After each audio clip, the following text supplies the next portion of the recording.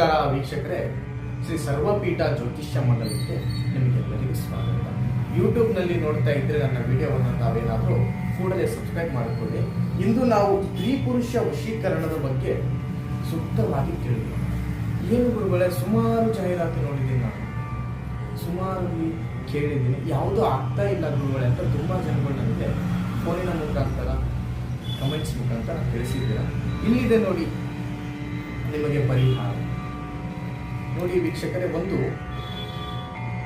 ಗಾಯಕ್ಕೆ ಬಂಧನೆ ಮಾಡಿರುವಂತ ದಾರ. ಗಾಯ ಬಂದರೆ ಗಾಯದ ದಾರ ನಾವು ಯಾವುದಕ್ಕೆ ಹೇಳ್ತೀವಪ್ಪ ಅಂದ್ರೆ, ಮಾಂತ್ರಿಕರು ಬಳಸುವಂತಹ, ತಾಂತ್ರಿಕರು ಬಳಸುವಂತಹ ವಿಧಾನ ಇದು. ಅವರು ಒಂದು ಲಿಂಬೆ ಹಣ್ಣಿನ ಮೇಲೆ ಅದನ್ನ ಸುತ್ತಿ ಒಂದು ದೈವ ಮಂಡಲ, ನಾನು ಸಂಖ್ಯಾಶಾಸ್ತ್ರದ ಮಂಡಲವನ್ನ ತಗೊಂಡಿದ್ದೀನಿ, ನೀವು ಯಾವುದೇ ಮಂಡಲ ತಗೊಂಡು ಈ ಒಂದು ವಿಧಾನವನ್ನು ನೀವು ಮಾಡಬಹುದು. ಏನಪ್ಪ ಎಕ್ಸಾಂಪಲ್, ಒಂದು ಹೆಣ್ಣಿನ ಹೆಸರು ನಾನು ದಿವ್ಯಾ ಅಂತ ಬರೀತಾ ಇದ್ದೀನಿ, ಒಂದು ಪುರುಷನ ಹೆಸರು ಕೃಷ್ಣ ಅಂತ ಬರೀತಾ ಇದ್ದೀನಿ.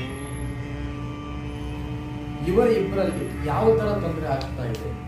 ಇವರ ಇಬ್ಬರಲ್ಲಿ ಒಂದು ಸಣ್ಣ ಪುಟ್ಟ ವಿಚಾರಕ್ಕೆ ಅವರ ಪ್ರೀತಿಯಲ್ಲಿ ವೈಮನಸ್ಸು, ಕಿರಿಕಿರಿ ಬರ್ತಾ ಇದೆ. ಈ ಒಂದು ವಿಧಾನ ಬಳಸಿ, ಈ ಒಂದು ಲಿಂಬೆ ಹಣ್ಣಿನ ಮೇಲೆ, ಈ ಒಂದು ಮಂಡಲದ ಮೇಲೆ ಲಿಂಬೆ ಹಣ್ಣನ್ನು ಇಟ್ಟು ಆ ಒಂದು ವಿಧಾನವನ್ನು, ನಾನು ಒಂದು ಮಂತ್ರವನ್ನ ಹೇಳ್ತೇನೆ.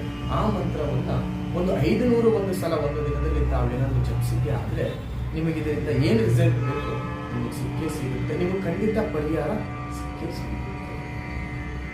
ಏನಪ್ಪ ಮಂತ್ರವೇನೆಂದ್ರೆ ಗುರುಗಳೇ, ಮಂತ್ರ ತಿಳಿಸಿ ಅಂತ ಹೇಳಬೇಕಾಗಿದ್ದಲ್ಲಿ, ಮಂತ್ರವೇನೆಂದರೆ ವೀಕ್ಷಕರೇ, ಕಟ್ಟ ಕಟ್ಟ ಸರ್ವದಡ್ಡಾಡ ಕಟ್ಟ, ಕಟ್ಟಿನಲ್ಲಿ ಕಟ್ಟ ಜಡದಿ ಕಟ್ಟ, ತೊಗಲಿನ ಹಾರ ಬಿಡು ನನ್ನ ಶರಗ, ಇಂದ ಕಂಡಂತ ದೋಷ ನಮ್ಮಿಬ್ಬರಲ್ಲಿ ಮುಂದೆ ಯಾವತ್ತೂ ಕಾಣಬಾರದು ಅಂತ ಮನಸ್ಸಿನಲ್ಲಿ ಒಂದು 500 ಒಂದು ಸಾರಿ ಸ್ಫಟನೆ ಮಾಡಿ ಇದನ್ನ ನೀವು ಮಾಡಿದ್ರೆ ಸಾಕು ವೀಕ್ಷಕರೇ, ನಿಮ್ಮ ಸರ್ವ ಕಷ್ಟಕ್ಕೂ, ಪ್ರೀತಿಯಲ್ಲಿ ನಿಮ್ಮ ಗಂಡ ಹೆಂಡತಿಯಲ್ಲಿ ಯಾವ ತೊಂದರೆ ಆಗ್ತಾ ಇದೆ ಅದು ಪರಿಹಾರ ಆಗುತ್ತೆ.